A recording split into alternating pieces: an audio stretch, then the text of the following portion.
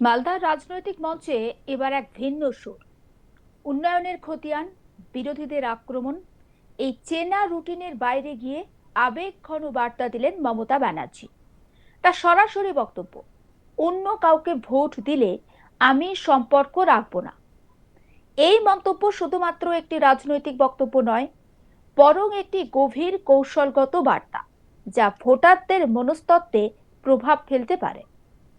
এই মন্তব্য ঘিরে প্রশ্ন উঠছে, এটি কি আবেগের বহিঃপ্রকাশ, নাকি একটি সুপরিকল্পিত রাজনৈতিক চাল?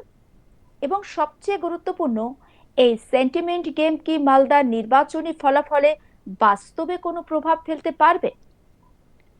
মালদা দীর্ঘদিন ধরেই পশ্চিমবঙ্গের একটি রাজনৈতিকভাবে গুরুত্বপূর্ণ জেলা। ঐতিহাসিকভাবে এখানে জাতীয় কংগ্রেসের প্রভাব ছিল প্রবল। পরবর্তীতে তৃণমূল কংগ্রেস ধীরে ধীরে নিজেদের জমি শক্ত করেছে মালদাতে। অন্যদিকে বিজেপিও গত কয়েক বছরের শক্তি বাড়িয়েছে এই জেলায়। এই ত্রিমুখী লড়াইয়ের মধ্যে মালদার ভোট ব্যাংক অত্যন্ত সংবেদনশীল। এখানে সংখ্যালঘু ভোটারদের বড় অংশ কৃষিভিত্তিক অর্থনীতি, নদী ভাঙন এবং অভিবাসন সমস্যায় জর্জরিত। এসব কিছু মিলিয়ে মালদাহ একটি সুইং জেলা বলা যেতে পারে, যেখানে সামান্য পরিবর্তনও বড় রাজনৈতিক ফলাফল এনে দিতে পারে। রাজনীতিতে ভাষা অত্যন্ত গুরুত্বপূর্ণ। একজন নেতা কি বলছেন, তার চেয়ে গুরুত্বপূর্ণ তিনি কিভাবে বলছেন।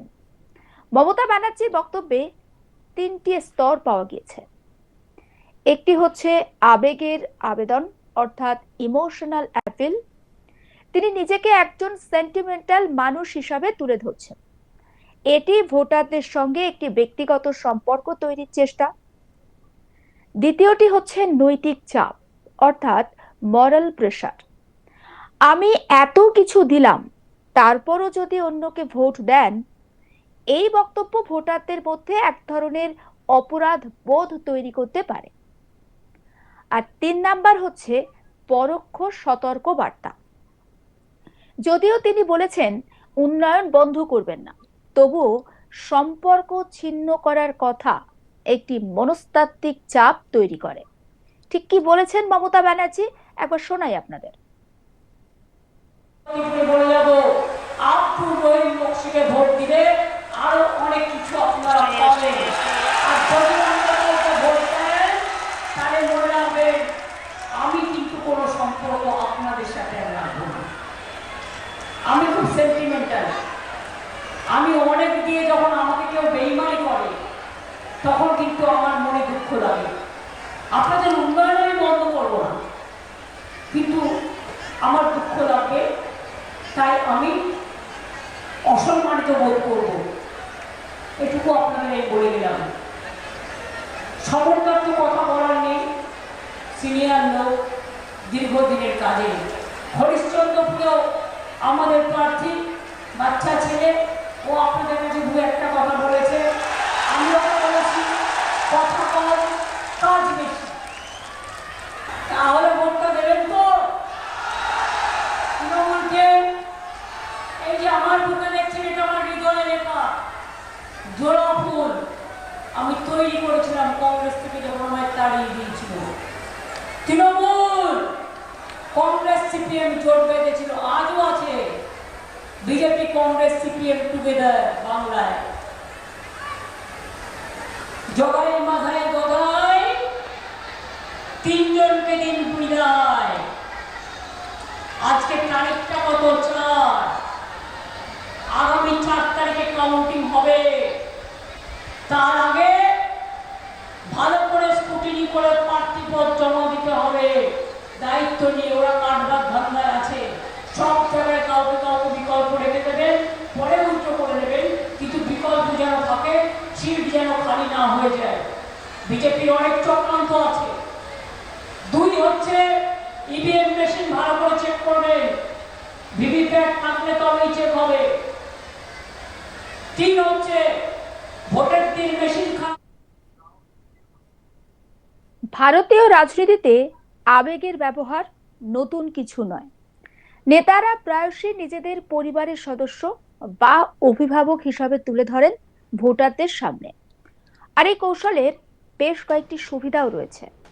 যেমন ধরুন, ভোটারদের সঙ্গে একেবারে সরাসরি সংযোগ তৈরি হয়, যুক্তির বদলে আবেগের সিদ্ধান্ত নেওয়া অনেকটা সহজ হয়, আর ব্যক্তি নির্ভর রাজনীতি শক্তিশালী হয়। তবে এর সীমাবদ্ধতাও রয়েছে। অতিরিক্ত আবেগ নেতার দুর্বলতা হিসেবে ধরা পড়তে পারে। শিক্ষিত এবং সচেতন ভোটারদের মধ্যে একটা বিরূপ প্রতিক্রিয়া তৈরি হতে পারে। এই সভায় মমতা ব্যানার্জি একদিকে যেমন আবেগের কথা বলেছেন, অন্যদিকে উন্নয়নের খতিয়ানও তুলে ধরেছেন।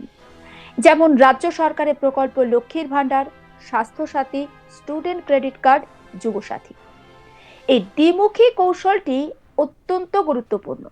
অর্থাৎ যুক্তি প্লাস আবেগ ইজিক্যাল টু শক্তিশালী রাজনৈতিক বার্তা। একদিকে তিনি দেখাচ্ছেন আমি কাজ করেছি, অন্যদিকে বলছেন আমাকে ছেড়ে গেলে আমি কষ্ট পাব। এই সভায় তিনি একযোগে আক্রমণ করেছেন কংগ্রেস, সিপিআইএম এবং মিমকে। তার বক্তব্যে একটি বার্তা স্পষ্ট হয়েছে, বিরোধীরা জিতলেও কিছু করতে পারবে না। এটি একটি কৌশল, যাকে বলা হয় ওয়েস্ট ভোট আর্গুমেন্ট। ভোটারদের বোঝানো হয় অন্যকে ভোট দিলে তা নষ্ট হবে, ফলে তারা প্রধান প্রতিদ্বন্দ্বী দলকে ভোট দিতে আগ্রহী হয়। মালদহে ভোটার তালিকা থেকে নাম বাদ যাওয়া একটি বড় ইস্যু হয়ে উঠেছে, আর এই প্রসঙ্গে মুখ্যমন্ত্রী মানুষের ক্ষোভের কথা তুলে ধরেছেন, যে বিষয়টি অত্যন্ত সংবেদনশীল। যেমন ভোটাধিকার হারানোর ভয়, প্রশাসনিক হয়রানির অভিযোগ, সংখ্যালঘু সম্প্রদায়ের মধ্যে উদ্বেগ।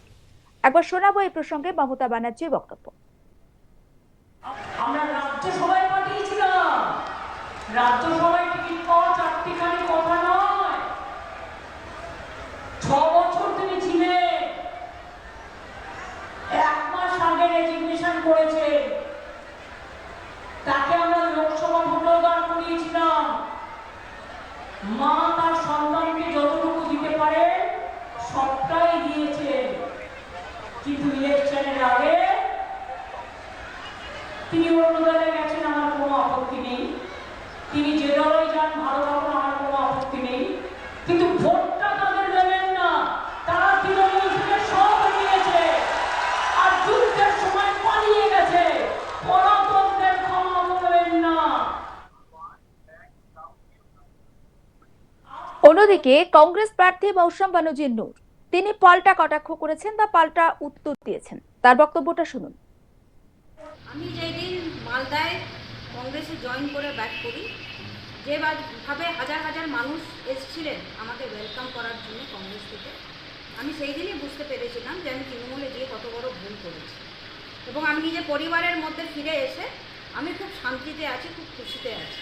উনি যেটা বলেছেন যে আজকে উনি রাজ্যসভায় আমাকে দিয়েছেন, সঠিক কথা বলেছেন যে উনি আমাকে রাজ্যসভায় দিয়েছেন, কিন্তু যখন আমি লোকসভার কংগ্রেসের এমপি ছিলাম, মালদা জেলায় প্রত্যেকটা গলি গলিতে আমি কাজ করতে পেরেছিলাম এবং আমার কাজের প্রচুর কিন্তু প্রুফ আছে। 10 বছর ধরে আপনি যে কোনো মানুষকে জিজ্ঞেস করতে পারেন, প্রচুর জায়গায় আমি কাজ করেছি। কিন্তু যখন আমি তৃণমূলের রাজ্যসভার সাংসদ হলাম, মালদা জেলায় কিন্তু আমি একটাও কাজ করতে পারিনি, আমাকে একটা কাজ করতে দেওয়াও হয়নি। এমনকি পার্লামেন্টেও আমি যা যা বলেছি পুরো রাজ্য নিয়ে বলেছি, মালদা নিয়ে আমি কোনো আওয়াজও তুলতে পারিনি। হ্যাঁ, নদী ভাঙন নিয়ে আমি নিজের উদ্যোগ নিয়ে বলেছি।